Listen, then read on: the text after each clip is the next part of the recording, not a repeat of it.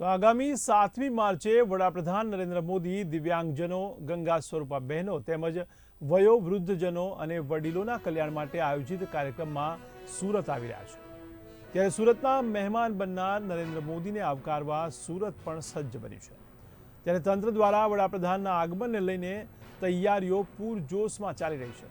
ત્યારે 7મીએ લિંબાયતના નીલગિરી ગ્રાઉન્ડ ખાતે 2 લાખ લાભાર્થીઓને પ્રધાનમંત્રી ગરીબ કલ્યાણ અન્ન યોજના એટલે કે PMGKYનો લાભ વડાપ્રધાનના હસ્તે આપવામાં આવશે। ત્યારે જિલ્લા વહીવટીતંત્ર, સુરત મહાનગરપાલિકા અને રાજ્યના પુરવઠા વિભાગ દ્વારા આ સમારોહની તૈયારીઓ હવે અંતિમ તબક્કામાં છે।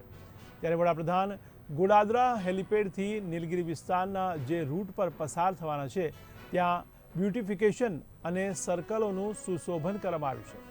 ત્યારે કાર્યક્રમમાં મુખ્યમંત્રી ભૂપેન્દ્ર પટેલ તેમજ કેન્દ્ર અને રાજ્ય સરકારના મંત્રીઓ, મહાનુભાવો પણ ઉપસ્થિત રહેશે। ત્યારે કાર્યક્રમ સ્થળે તેમજ આગમનના રૂટ પર કાર્યક્રમને અનુરૂપ સુશોભન અને જરૂરી રંગરોગાન કરવામાં આવી રહ્યું છે।